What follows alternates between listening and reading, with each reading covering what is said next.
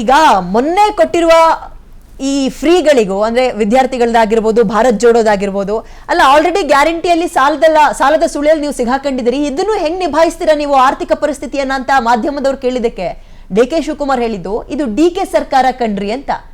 ಡಿ.ಕೆ. ಸರ್ಕಾರ ಅನ್ನೋ ಉತ್ತರ ಆದ್ರೆ ಆ ಪ್ರಶ್ನೆಗೆ ಹೆಂಗ್ ಅರ್ಥ ಮಾಡ್ಕೋಬಹುದು? ಅದು ಸರಿ,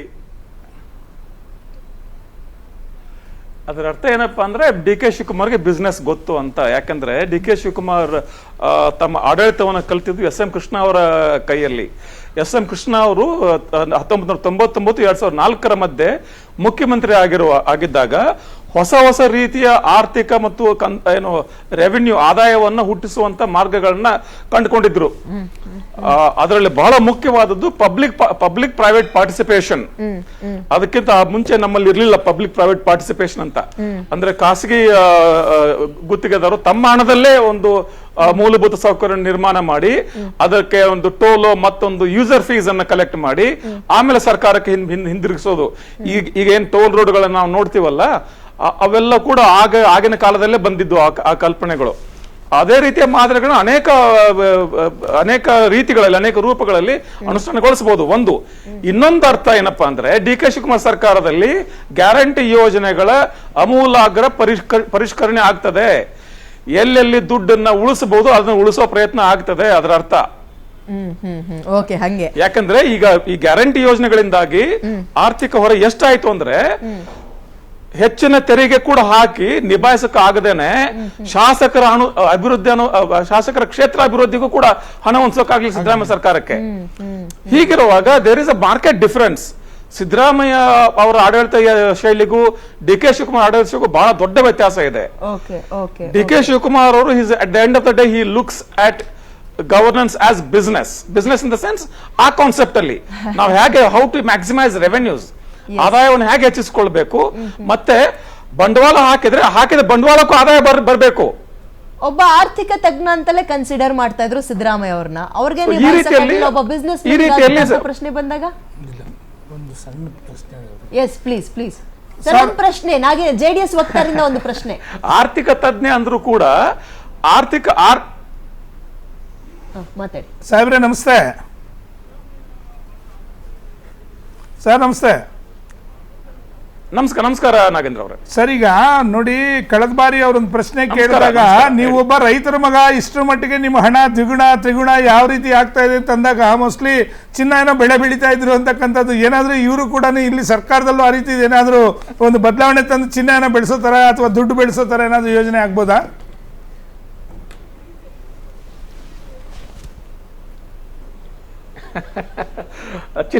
ಚಿನ್ನ ಬೆಳೆಯೋ ಕೃಷಿ ಪದ್ಧತಿ ಬಹುಶಃ ಇನ್ನೂ ಜಗತ್ತಲ್ಲಿ ಬಂದಿಲ್ಲ. ಸರ್ಕಾರಕ್ಕೆ ಸವಾಲು ಇದ್ದೇ ಇರ್ತವೆ. ರಾಹುಲ್ ಗಾಂಧಿ ಡೈಲಾಗ್ ಅಲ್ಲ, ಬಿಜೆಪಿ ಅವರು ತಿರ್ಚಾಕ್ಬಿಟ್ರು. ರಾಹುಲ್ ಗಾಂಧಿ ಬೈಕ್ ತುರ್ಕಿದ್ದ ಬಿಜೆಪಿ ಅವರು ಅದರಲ್ಲೂ ಕೂಡ ನಾಗೇಂದ್ರ ಈಗ ಸರ್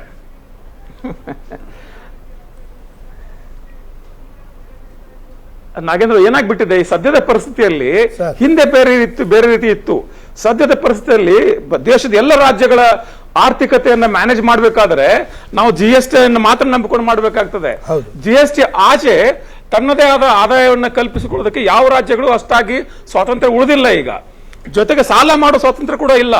ಹಿಂದೆ ಯಾವುದೋ ಒಂದು ಅಂತಾರಾಷ್ಟ್ರೀಯ ಒಂದು ಸಂಸ್ಥೆಯಿಂದ, ಅದು ವರ್ಲ್ಡ್ ಬ್ಯಾಂಕ್ ಆಗಿರಲಿ, ಏಷ್ಯನ್ ಡೆವಲಪ್ಮೆಂಟ್ ಬ್ಯಾಂಕ್ ಆಗಿರಲಿ, ಅಥವಾ Japan bank of international cooperation ಆಗಿರಲಿ, ಬೇರೆ ಕಡೆಯಿಂದ ಹಣವನ್ನು ಹೊಂದಿಸೋದಕ್ಕೆ ಸ್ವಾತಂತ್ರ್ಯ ಇತ್ತು. ಈಗ ಅದು ಕೂಡ ಇಲ್ಲ. ಹೀಗಿರುವಾಗ ಇದು ಕರ್ನಾಟಕದ ಸಮಸ್ಯೆ ಮಾತ್ರ ಅಲ್ಲ, ದೇಶದ ಎಲ್ಲ ರಾಜ್ಯಗಳ ಸಮಸ್ಯೆ ಕೂಡ ಇದಾಗಿದೆ. ಇದನ್ನ ಒಂದು ರಾಷ್ಟ್ರ ಮಟ್ಟದಲ್ಲಿ ಸ್ವಲ್ಪ ರಾಜ್ಯಗಳ ಹಣಕಾಸಿನ ಸ್ವಾಯತ್ತತೆಯನ್ನು ಕಾಪಾಡುವಲ್ಲಿ ಮತ್ತೆ ಮರುಹುಟ್ಟಿಸುವಲ್ಲಿ ಪ್ರಯತ್ನ ಮಾಡಬೇಕು. ಅದ್ರ ಜೊತೆಯಲ್ಲಿ ಕೆಲಸ ಮಾಡಬಹುದು ಅನ್ನೋದನ್ನು ಹುಡುಕ್ಬೇಕಾಗ್ತದೆ. ಯಾವ ಅವಶ್ಯಕತೆ? ಇವತ್ತು ಈ ಬೇರೆ ಯೋಜನೆಗಳನ್ನ ಈಗ 54,000 ಭಾರತ್ ಜೋಡೋ ಕೊಟ್ರು, ಇವೆಲ್ಲ ಮತ್ತೆ 6 ಯೋಜನೆಗಳಿಗೆ 40,000 ಕೋಟಿ ಹೊರೆ ಆಗ್ತಾ ಇದೆ. ಹಾಗಾದ್ರೆ ನೀವು ಅಭಿವೃದ್ಧಿ ಕಾರ್ಯಗಳು ಶಾಶ್ವತ ಯೋಜನೆಗಳನ್ನ ಎಲ್ಲಿ ತರ್ತೀರಾ? ಹಾಗಾದ್ರೆ ಅವರು MLA ಹೇಳ್ತಾ ಇದ್ದಾರೆ ಶಾಶ್ವತ ಯೋಜನೆಗಳು ನಮ್ಮ ಕೈಲಿ ಆಗಲ್ಲ ಅಂತಕ್ಕಂಥದ್ದು ಅವರು ಸರ್ಕಾರ ಇದು ಅಂದ್ರಲ್ಲ. ಕಾಯೋಣ, ಟೈಮ್ ಕೊಡೋಣ.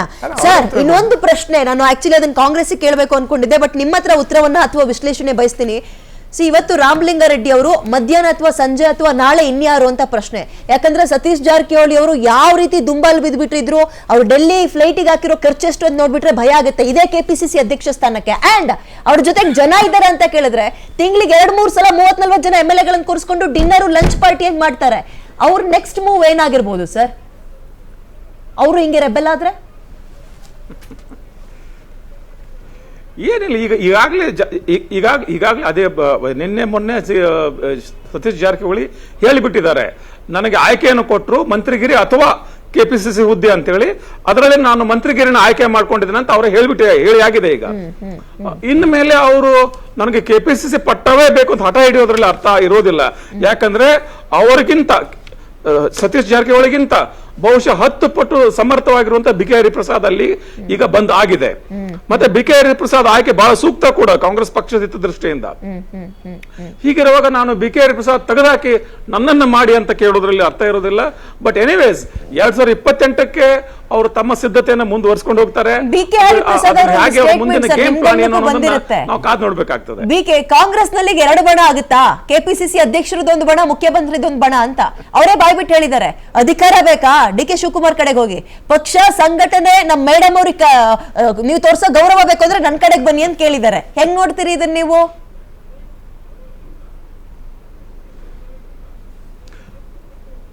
ಮೇಲ್ನೋಟಕ್ಕೆ ಅದು ಅಂತ ಸಂಘರ್ಷದ ಮಾತು ಅಲ್ಲ. ಆದ್ರೂ ಕೂಡ ಏನಾಗುತ್ತೆ ಅಂದ್ರೆ, ಅಧಿಕಾರ ಬೇಕಾ ನೀವು DK ಶಿವಕುಮಾರ್ ಹತ್ರ ಹೋಗಿ, ಪಕ್ಷ ಬೇಕಾ ನನ್ನ ಹತ್ರ ಬನ್ನಿ ಅಂತ ಹೇಳಿದ್ರೆ ಇದೇ ಆಯ್ಕೆಯನ್ನು ಯಾರಿಗಾದ್ರೂ ಕೊಡಿ. ನೀವು ಕಾಂಗ್ರೆಸ್ ಪಕ್ಷದ ಯಾವುದೇ ಕಾರ್ಯಕರ್ತಂಗ ಆಯ್ಕೆ ಕೊಡಿ, ಆತ ಪ್ರಿಫರ್ ಮಾಡೋದು ಏನನ್ನ? ಅಧಿಕಾರವನ್ನ. ಯಾರು ಕೂಡ ಆಯ್ಕೆ ಇರುವಾಗ ಯಾರು ಕೂಡ ಪಕ್ಷ ಸಂಘಟನೆ ಕಡೆ ಬರೋದಿಲ್ಲ.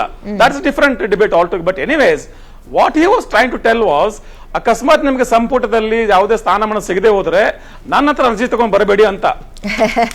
ನಿಮ್ಗೆ ಸಂಪುಟದಲ್ಲಿ ಸ್ಥಾನ ಸಿಗ್ಲಿಲ್ವಾ, ಬೋರ್ಡ್ ಕಾರ್ಪೊರೇಷನ್ ಅಧ್ಯಕ್ಷರಿಗೆ ಸಿಗ್ಲಿಲ್ವಾ, ಅಥವಾ ಖಾತೆ ಬದಲಾಯಿಸಬೇಕಾ, ಅರ್ಜಿ ತಗೊಂಡು ನನ್ನ ಹತ್ರ ಬರಬೇಡಿ, ನೀವು DK ಶಿವಕುಮಾರ್ ಹತ್ರ ಹೋಗಿ ಅಂತ ಹೇಳ್ತು ಅಷ್ಟೇ. ಯಾಕಂದ್ರೆ one thing I need to be little liberal here. ಸರ್ಕಾರ ರಚನೆಯಾಗಿ ಈಗ 1-2 ದಿನ ಆಗಿದೆ, ಸ್ವಲ್ಪ ಗ್ರೇಸ್ ಪೀರಿಯಡ್ ಕೊಡೋಣ ಅವ್ರಿಗೆ ಅಂತ. ಆಮೇಲೆ ಟೀಕೆ ಮಾಡೋದಿದ್ದೇ ಇದೆ.